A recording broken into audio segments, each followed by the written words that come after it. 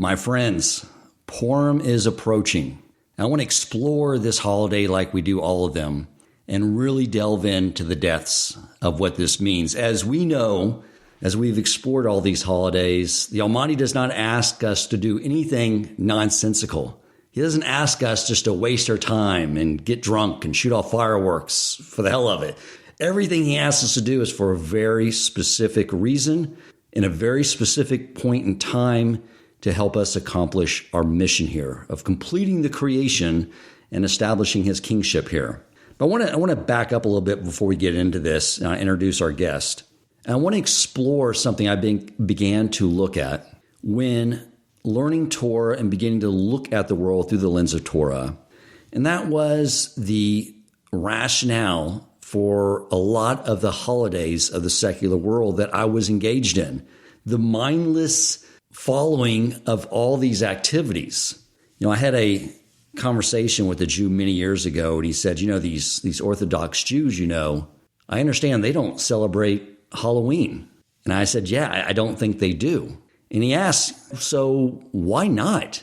And I thought about it, and I asked the following question back to him, which was, why do we celebrate it? It's a pagan holiday. We're basically training our kids in the craft of panhandling for candy. Like, it comes from the worst roots. It does nothing to bring us closer to God, just the opposite. So why do we do it? And my friend responded, well, because it's fun. It's an American holiday. I said, okay, fun's okay, for sure. But then I said, in order to step it up a notch, I asked him, do you celebrate New Year's Eve? And he said, of course. New Year's Eve is a great holiday. You go out and party, you have fun, there's fireworks. And I said, well, let me tell you the story of New Year's Eve. You see, there was this Pope Sylvester, who was a raving anti-Semite, loved killing Jews. And he approached the Emperor Rome at the time and said, hey, let's form an alliance. We're raking in so much money. People are giving us their money to absolve them of all their sins. We got a great racket going on here. Let's team up. And the Roman emperor said, look, my people won't go for it. But Pope Sylvester said, but there's something we have in common. We both hate Jews. And the Roman emperor said, sure, that's true. He said, look, on December 25th, which is our God's birthday that we celebrate, you tell the Roman citizens that you will totally not enact any penalties against them for killing Jews, raping Jews, beating up Jews. They can have a free pass. Can you sell that? And the Roman emperor agreed. And Pope Sylvester said one more thing. I want to move New Year's Day to January 1st. So everyone at the end of all this revelry, going out, getting drunk and celebrating what they now call Xmas caroling, which originated with going out and getting drunk and beating up and killing and raping Jews, it will all culminate on my birthday, January 1st. And they formed an alliance. So I told him this story. He said, well, Dan, no one celebrates New Year's Eve for that reason anymore. Otherwise, I wouldn't do it. It's just a fun holiday. And I said, okay, what about if it was Adolf Hitler's birthday? Would you still come back and say, well, people aren't really acknowledging it's Adolf Hitler's birthday, but we're just having fun? And he said, no, of course not. That's totally different. And I said, so why is that different? They both killed lots of Jews.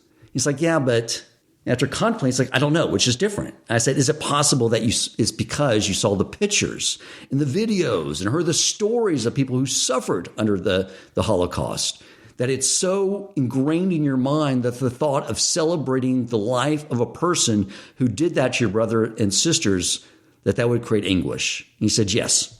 And I said, so the only difference between Adolf Hitler and Pope Sylvester is that you have no pictures. You have nothing in your memory of your brothers and sisters that he killed. But does that mean we shouldn't honor them still and not push it to the side in the revelry of celebrating New Year's Eve, the birthday of a man who killed so many of our brothers and sisters? And he conceded and said, yeah, that makes sense. But back to our holidays, because what I told him is like, we have these moments to celebrate, but they come from holy places. They come with the purpose of connecting us with our Creator and helping us accomplish our mission here. So I want to explore Purim And it's something that I've been observing now for about 4 years, but I lack a real depth of understanding what this holiday is truly about. You know, I know when I went to Rabbi Ari's home for the first Purim party around 4 or 5 years ago, him and his brother, Rabbi Yokov Wolbe, they said, look, here's the mitzvot. They explained the primary mitzvot. And they got to this part, they said, well, and one of them is to get really drunk. And I said, like a good Jew, I will do and I will hear. And I ran off to the bar. But I would like to really get into what is behind all this. So I asked my dear friend, the Rabbi Ari Winkler, to join us. Now, Ari, I have not had on before. He's someone I have a tremendous amount of gratitude for. He is the founding father of the shul I go to, Heimish, the one you've heard me speak so fondly about. It's had such an amazing impact. I don't know what I would have done if I came to this community and did not have the community of Heimish here to be a part of. But he is someone that definitely has holy chutzpah. He is the Rocky Balboa of Yiddishkeit.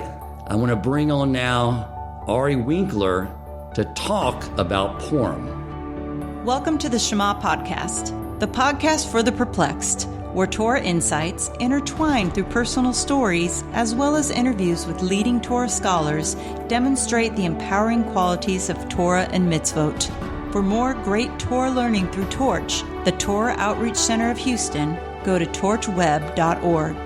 Now to the show. I want to let you in on a talent I have. I have this ability to hear the nuance in voice.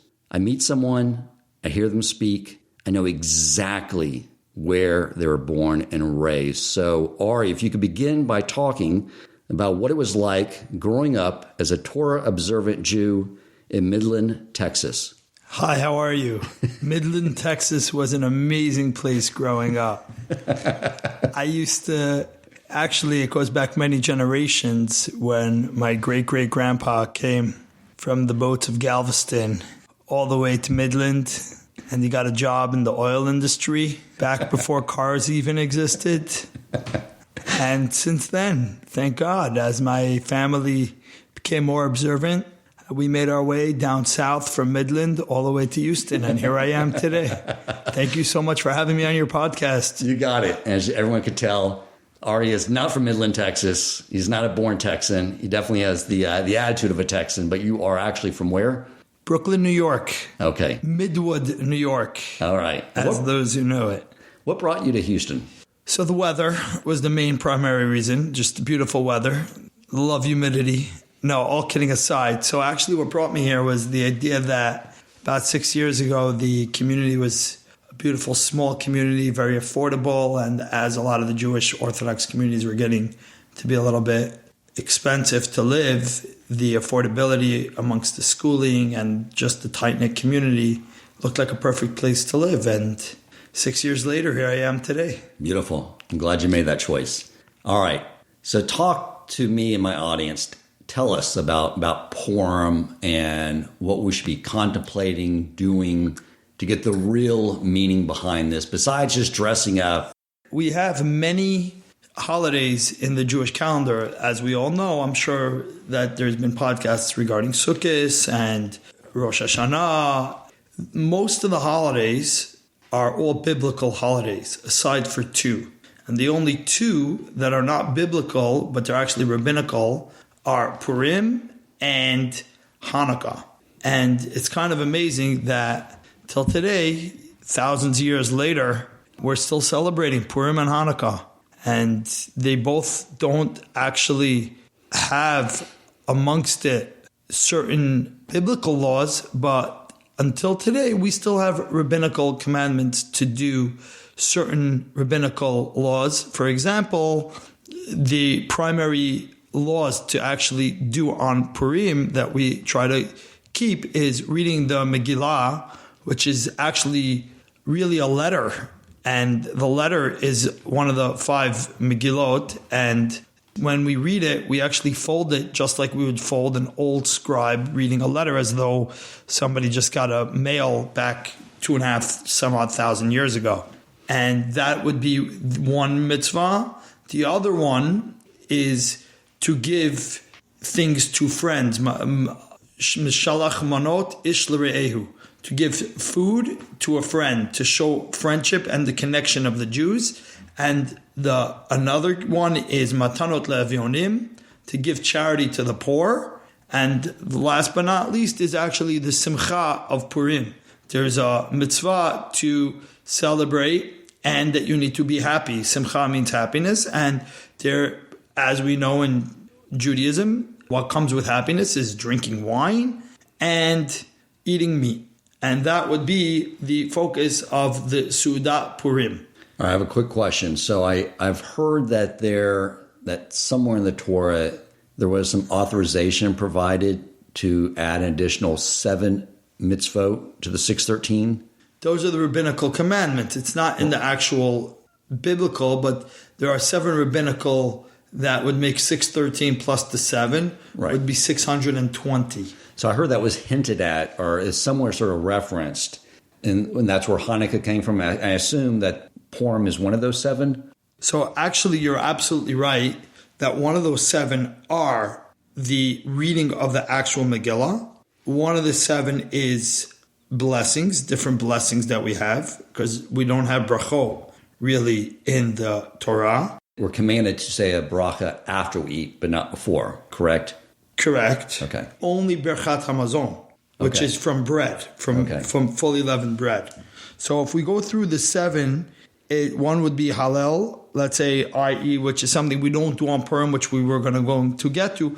But Hallel is the praise that we sing on Hanukkah, on the 3 holidays that we go up to the Beis HaMikdash. We read it on Shmini Atzeres. And we read a half Hallel on Hanukkah. Okay. Another one would be blessings. Another one would actually be washing your hands before bread to clean one's hands. And there's many reasons for ritual impurity. It's also, today everybody realizes that sanitizing, it helps. So another one is Eruv, which would be the 4th. So an Eruv would be the 4th. And then we have, as we know, this is one for the women, the Shabbos candles, which brings sanctity to the home. Purim, which would mean Megillah, is the 6th. And last but not least, it would be Hanukkah. Okay. So when you look at the 4 mitzvot around Purim, reading the Megillah, giving gifts, giving charity to the poor, and simcha, there's got to be some tie-in. Like, obviously, there's 2 things. So there's definitely a tie-in. So there's a big question amongst the rabbis, and it's kind of incredible because I think we need to go a little bit backwards over here and understand that Purim falls out in Adar. And Adar there's actually, I don't know if everybody knows the song, but it's Misha Nichnas Adar Marbim B'Simcha, that when Adar comes in, where you have an abundance of happiness, and that is one of the responsibilities. And we have on the adverse, we have on Av, where the destruction of the temple was, we say Misha Nichnas Av Memayet B'Simcha, you should go down in happiness. So the Hasidic commentaries say that the beauty of Judaism is that when Adar comes in, we're always happy, happy, happy.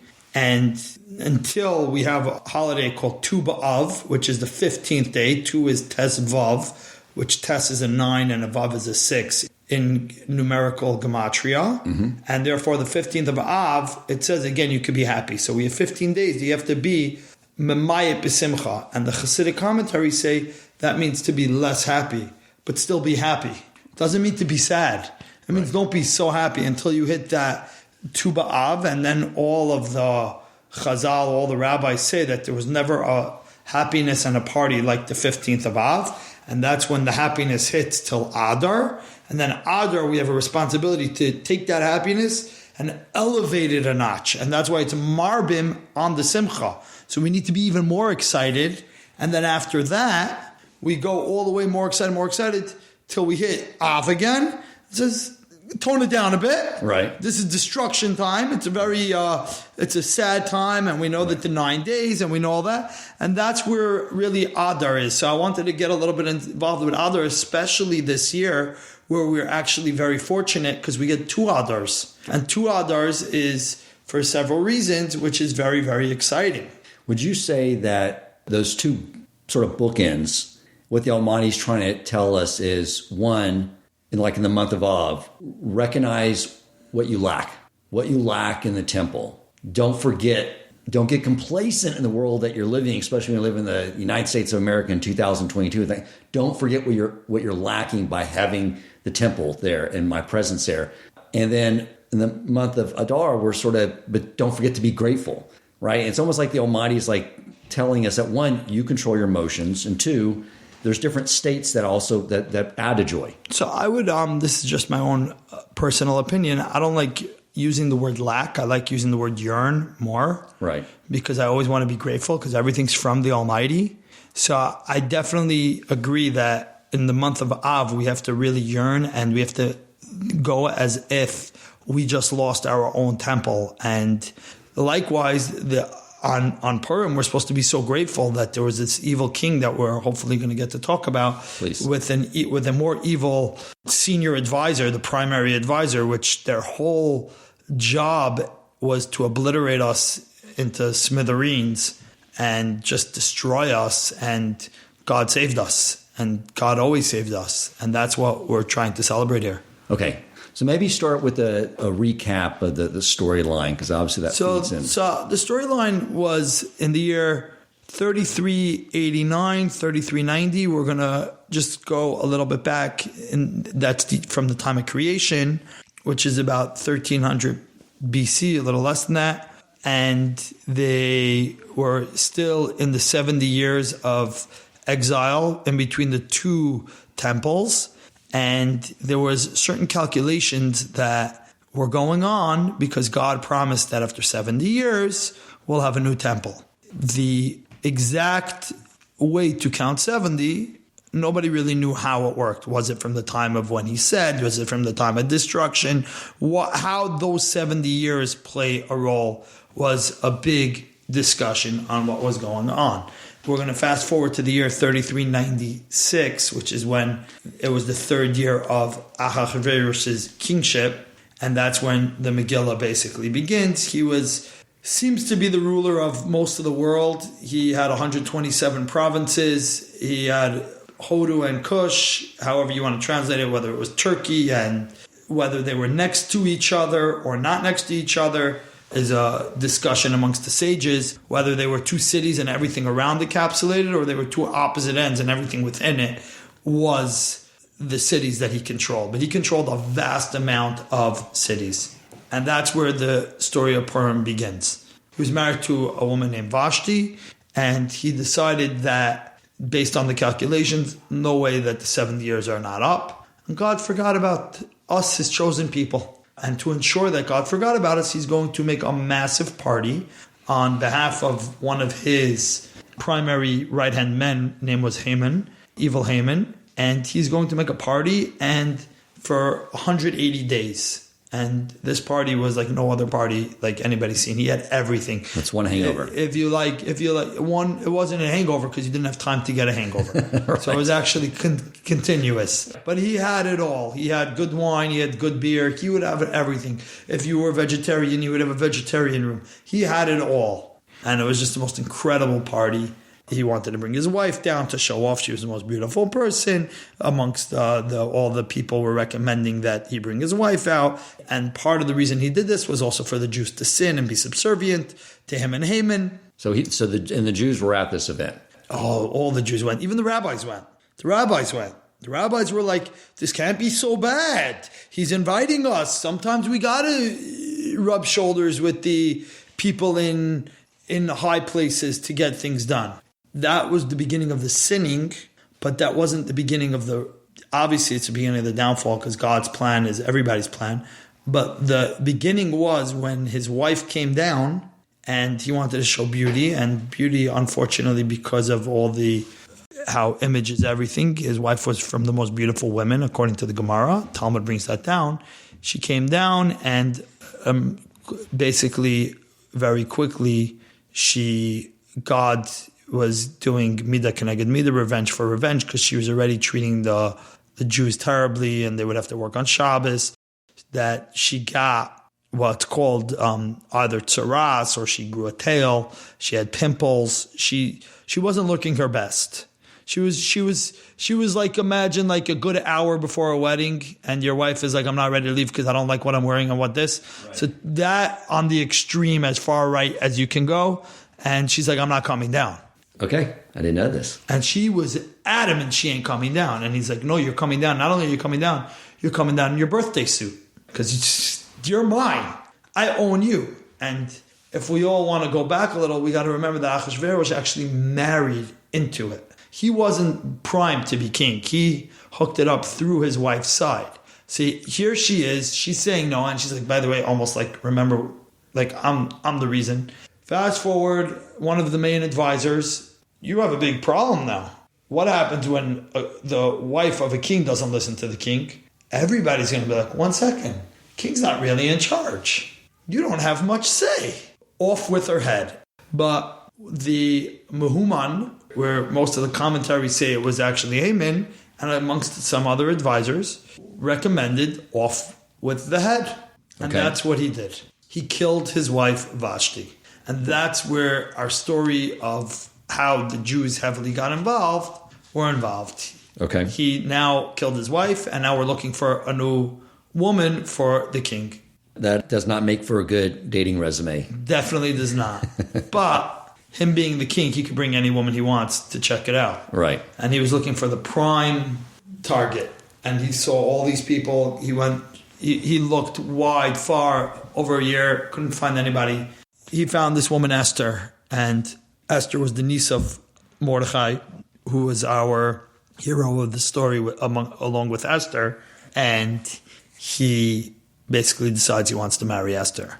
And back and forth, Haman's giving all the advice to destroy the Jews. And Haman decides he wants to kill the Jews. Achashverosh comes along. The Jews are not good. We're going to find them. Mordechai never bows to him, which is a big part of the problem. And Mordechai doesn't want to bow down to him. And meanwhile, all this time, Esther is getting closer and closer to Achashverosh.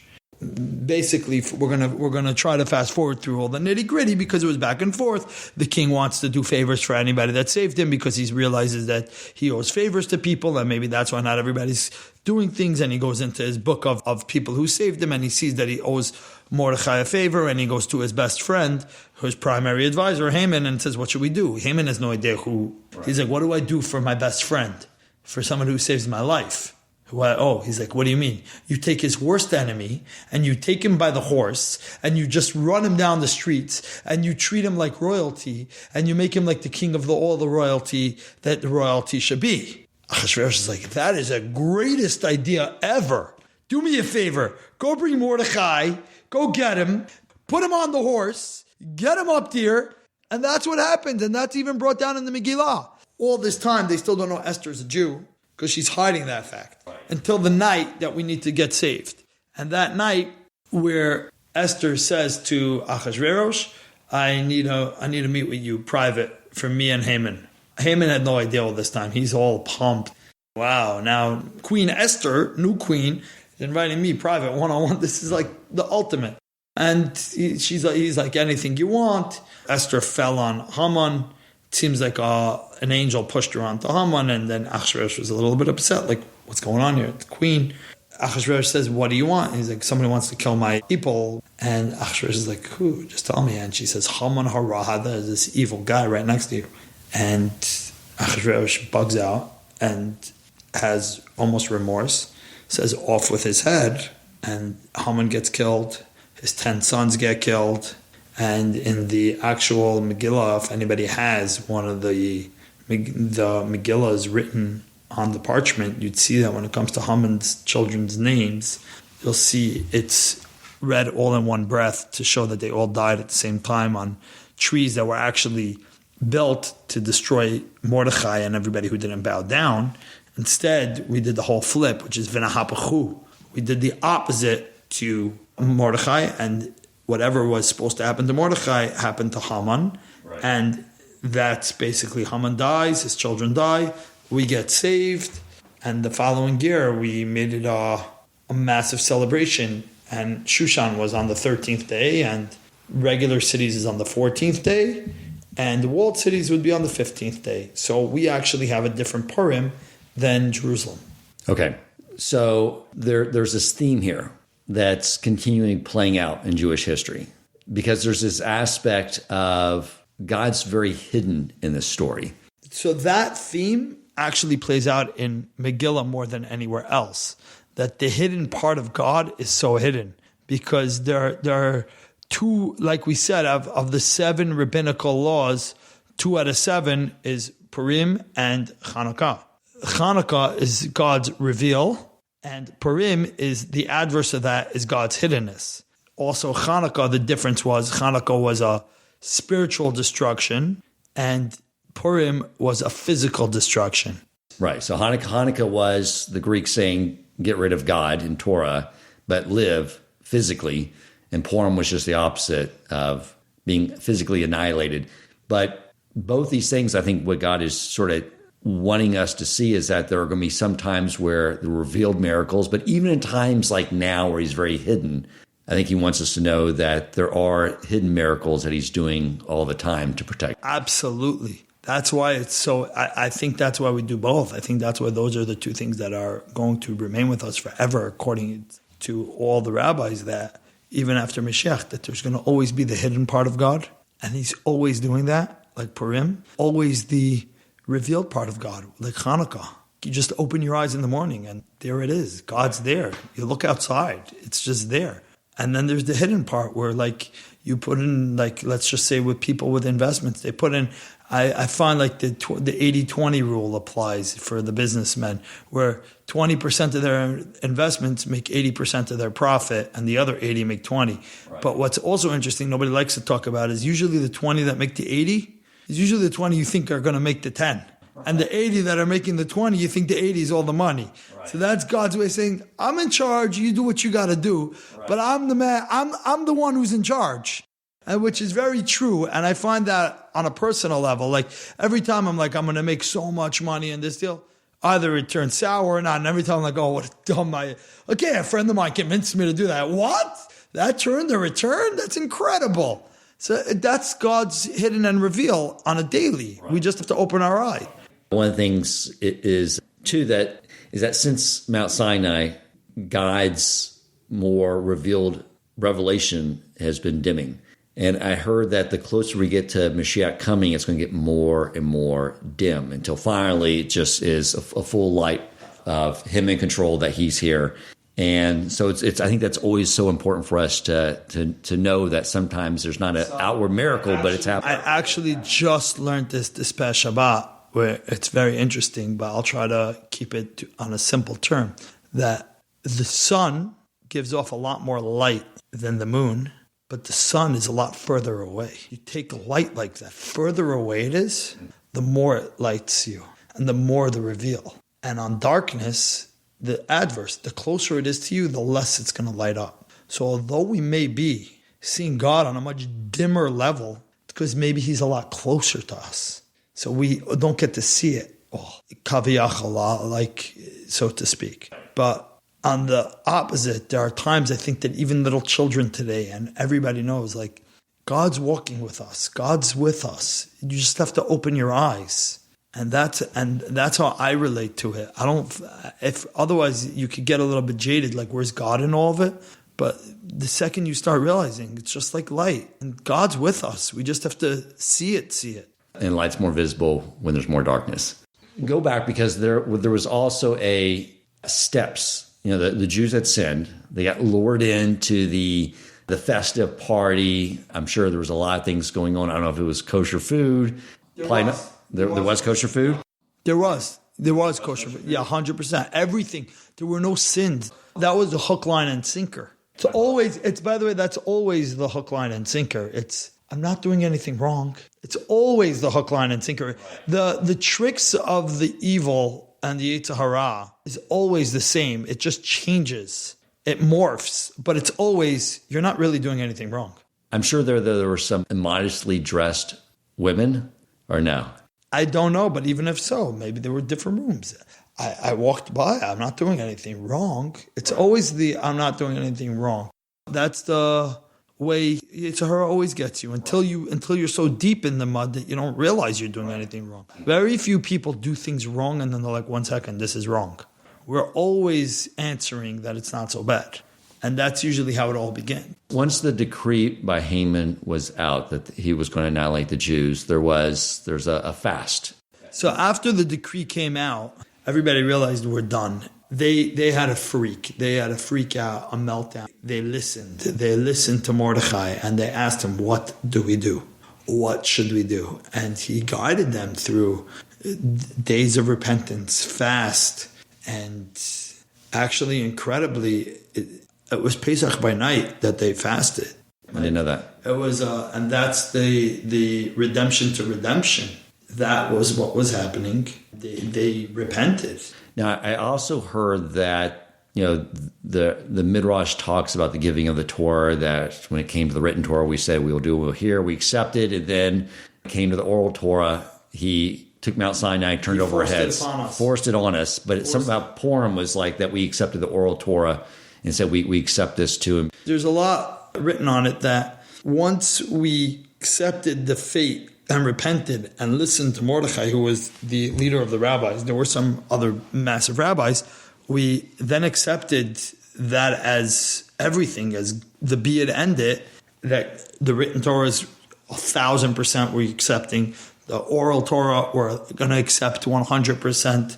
And then we became, it was like almost like a rebirth. And that's what was happening. So there's the theme too that God allows certain things like that to happen in the world because what he really wants is for the Jew to do teshuvah and come closer. So it's almost like there's these external events that make us better. And he's always telling us just to hold on, do teshuvah. Correct. The difference back then was that they knew that too. So they kind of knew that trick.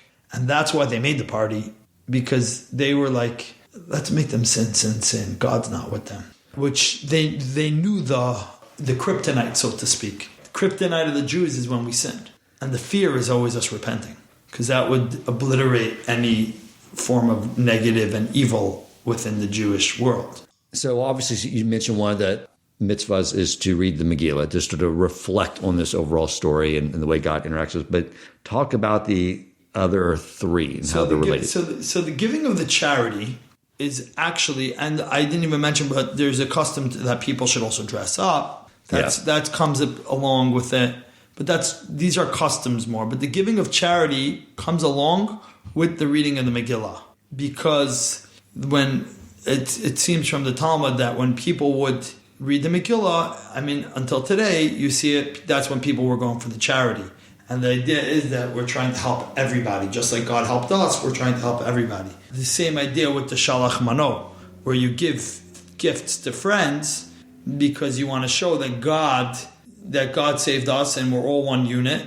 And a lot of people say that at least I try to keep this custom, which is a very nice custom, that it's not just your friends, it's anybody that you have some sort of, I don't want to say hate, because hate's a very strong word, but that you're not that great with or whatever. It's a great time to make amends. It's a great time, and that's the idea, that we're all in it together, all the Jews and everybody. So we give to anybody, and not just your best friend that you're going to be like, yo, they're here, I gave you a birthday present 2 weeks ago. It's the guy that you were like, I didn't want to go to his birthday.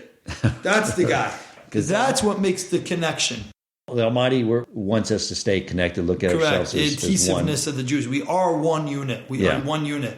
Judaism is very strong on collateral punishment because we're one unit, which is why we believe everything happens in the world because of the Jews, even if it doesn't reflect. If something happens in Zimbabwe and there's no Jews in Zimbabwe, it's still because of the Jews. We believe that everything's happening because we are the chosen nation. Why it's happening, how, the whys and hows, we don't understand. But we need to understand that it's happening because of us. It's a responsibility and an obligation. We're the gatekeepers of the world. Is there an idea, too, that this, by having this outwardly connection to our fellow Jews, is it telling us that that's an ingredient for simcha, for joy? I think so. I don't see any proof one way or the other. I know that the party is showing the joy, meaning the seuda, the mishta, and the simcha. The drinking and the happiness is connected more to the party than the other two, which is the Shalach Manos and the Matanas Avionim, which are more connected. But Matanas Avionim is totally connected to Megillah, to actual reading of the Megillah. Just like till today, you would go into a shul, and that's when people collect charity. Right. And the other, I think Shalach Manos might be connected to Simcha. I could see that. I mean, I don't know offhand, but I would say that's a very strong possibility. It's easy psychologically to get frustrated with life. Maybe you're struggling with something with business or whatever, and you feel like, oh, if only I got that deal done or this done, life would be so good. But it's also such nonsense. And then when you step out of yourself and give charity to the poor or just give a gift to someone, let them know you love them, even if you haven't been really tight lately, in the end, that makes you happy. No, that for sure. That's direct happiness. Whenever you make amends, or even if you give a friend and you get something in return. So I know the story about the drinking and the dress up, but only from a perspective of, let me rephrase that. The dress up was always something that was, it's fun for the kids, right? You have your dress up day. And the drinking thing, I always heard it in very simple terms, so we don't know the difference between Haman and Mordecai. But I don't really know what that means. I don't know where the dress up, talk about that. So we make that experience of Purim meaningful. Right. So I'm gonna go back 1 second because I just found the beautiful Rambam in Hilchot Megillah, where he says that part of why we give to the poor is the same idea for the Simcha. Even that, because when you give to the downtrodden, it restores their heart. They don't feel down anymore. So we're almost like paying forward the Simcha part. Right. It's like a pay it forward, so to speak. Yeah. And everything is correlated with the Simcha aspect. And that's why we try to give sweets even. And as far as your other question goes, with the dressing up, the custom is to dress up. It's also to get very, very drunk, like you said in the beginning, that you get so drunk that you don't know the difference between Ar or Haman, the curse of Haman, which we didn't really get to, but Haman comes from Amalek, which is what we actually read from the Torah portion, that we have to destroy all Amalek. Now, what Amalek is, whether it's a nation, whether it's an attribute, but it's poison. It's poison. It's a cancer. It's not something that you can heal. It's something that you need to remove. Okay, so there was this physical manifestation of basically atheism, this doubt in God. Amalek that attacked the Jews, freshly when they came out through the Sea of Reeds and all those events. And I heard the Talmud references where they went to, and it sort of points geographically to Germany and the Hitler. But even now, because we don't know who are remnants of Amalek, where that comes from, but we have an element of it inside of ourselves, that sense of doubt, that lack of emunah. That I heard that we need to be fleshed. Amalek, back to the numerical value, Amalek has the exact numerical value of the word suffix, which is doubt. And that's what they create. They create the unknown. It makes you think. It makes you wonder, like, what's right, what's wrong. It's not just God. God is the main point, but it's everything. It's what's right, what's wrong, what's okay, what's not, what's kosher, what's not kosher. And it's all of that. Okay. And when all you have in your life is doubt and only doubt, there's a problem. There is no ever being able to tell between right and wrong. And that is not dangerous. That is... You need to remove that. Right. As opposed to most people, like you said, we have a little bit of it. So we know what's good. We have some of our doubt, but you're always able to see what's right, what's wrong.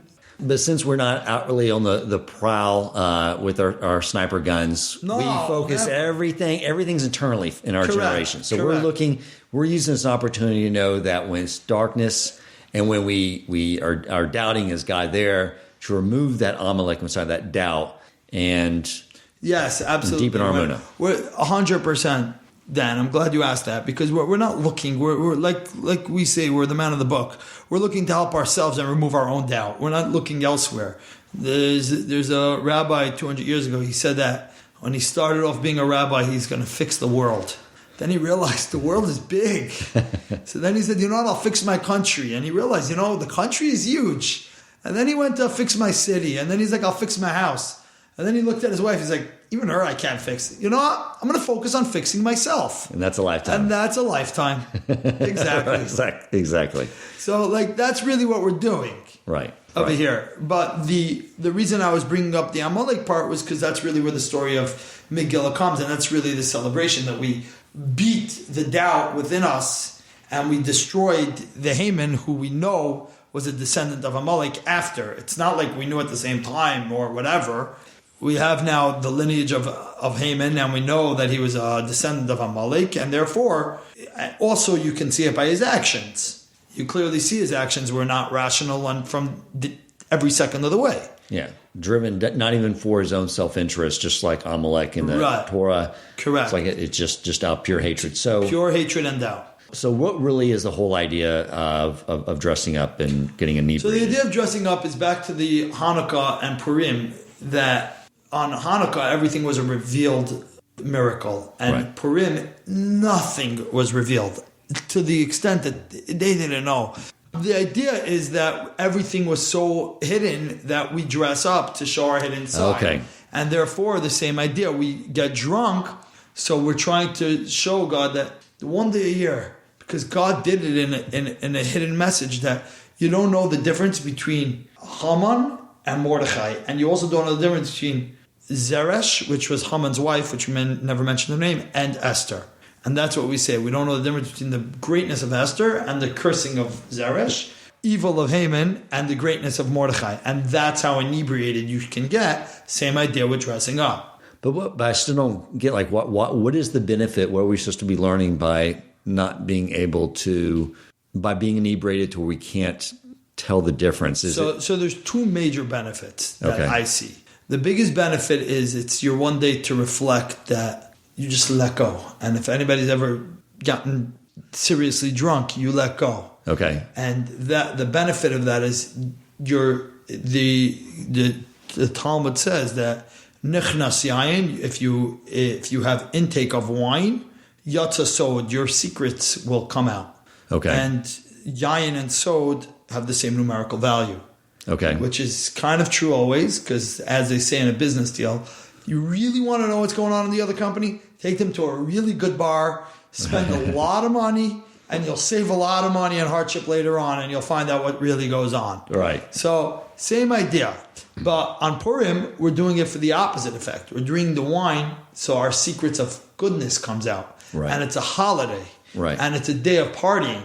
Now, if people are going to be out of control and be so inappropriate, don't get drunk. There are other ways around not knowing the difference between Haman and Mordechai, by going to sleep, which I think is a cop-out on a personal level. Coming from Midland, Texas, we grew up drinking a lot. But otherwise, the idea is to show that we really don't know the difference. Our guards are down, and we're going to get closer to God. The other element of drinking that really helps is that when you drink so much, you act like a little baby. And when you're a baby is dependent on one thing, the mother. So when we're so drunk, we realize the dependency is going to end up going to God. Okay. And that's the idea. Okay. And the idea is to get close to God. Now, I want to add one thing that I do want to say, because it's brought down in the Talmud, and a lot of people don't hold to this regarding the sleeping part. That I only recommend if you really are going to be inappropriate. But if you're an appropriate drunk, absolutely, I think that you must get drunk, and it's a necessity. And it's brought down that there were two rabbis. It's brought down in Megillah 6b, I believe. If I had one on me, I would know for sure exactly, where these two rabbis were drinking away, and they got so drunk. They actually learned together, and they got so drunk. And one rabbi, in the issues with the other rabbi regarding different rabbinical laws, because they're so sharp and they're passionate about their rules, got up and killed the other rabbi and knocked basically it says he killed him. Right after, he's like, oh my God, what did I just do? And he did almost resurrection of the dead. How it worked, it's unbelievable, but it's brought down. Anybody can see it. It's there, 6b. And was resurrection of the dead. Anyways, came the following year, and now they both lived. In the following year, they were going to have a party together. And he's like, no way. And he's like, I'm not going to have a party with you. And that's where it ends. So everybody says, a lot of people say, at least, I don't want to say everybody, that you see from here that you shouldn't get so drunk. But I have my own way of learning, and which to me sounds a lot more simple if you actually look at the text, and you see that the following year he didn't say, let's not drink. He said, I'm not going to have a party with you. So the drinking still stood. It was only who you drink with changed. So to me, from that piece of Talmud, you clearly see in Tractate Megillah that you should definitely drink. It's just know who to drink with. And that's not just a lesson for the Megillah and Purim, but it's a lesson in life. Okay. You could go with other people and sometimes you have the wrong drinking buddy and it just doesn't work out as planned. Okay, and there's also that connection, like you said, your inhibitions drop. There's a greater connection between people. There's something about it too, and during that time of year too, where there's no like mean drunks on Purim. It's everyone's super happy, joyful, loving one another.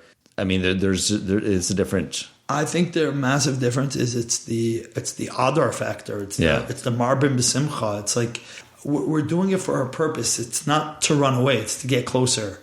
There are two types of people that drink. Most of them are type A, where they drink to forget. Right. And even amongst Jews, the hope is that they're always drinking to get closer. Right. But Purim is one of those days where it's not like we're drinking to forget. We're cognizantly drinking to get closer. And therefore, it's getting closer to God. So before you take a shot and you're like, 1 second, or whatever you're doing, it's even on a regular day, if you're like, I want to drink to not forget my issues of the day. I want to drink because I want to think and get closer to God. Either you won't really be able to drink so much because it's like going to kind of ruin your drink, or you may actually get closer by drinking. It's sort of like the idea of having a glass of wine on Shabbos. It changes your state, helps you remove from the work week a little bit. It's a little bit of state management. Absolutely, right. And I think that's what Purim is on a whole, because we celebrate that from the day Rosh Chodesh comes. Okay, so you said that I never heard this before, that some people who can't drink and things like that, you said that there's an alternative of sleeping? Taking a nap, because the whole idea is to let your mind not be totally cognizant. So if you can't drink for whatever reasons, the only other real way to make your mind not cognizant would be by taking a nap, because when you're sleeping, you don't really know what's going on. You're in almost like a middle ground, and that would be the other way to accomplish this rabbinical idea. Okay, awesome. Anything else you want to add? I think you did a really good job, Ari. Thank you so much. I want to add that this week, but it's going to come out later than this week, right? I want to add everybody should have a great Purim and get drunk for the right reasons and get close to God and understand that we're here and that God always saves us, as hidden as he is. Just like on Purim, he saved us.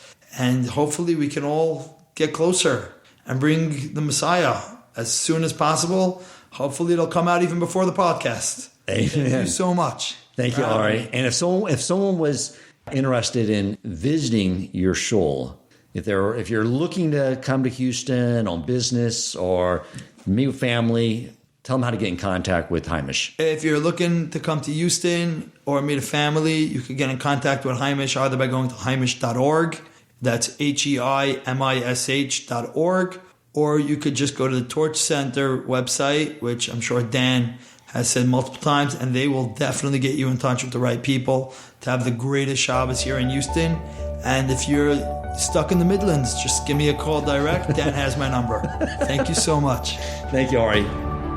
If you enjoyed this episode, please consider supporting Torch so they can continue to spread Torah wisdom to the world by making a donation at torchweb.org and clicking donate in the top right corner of the page.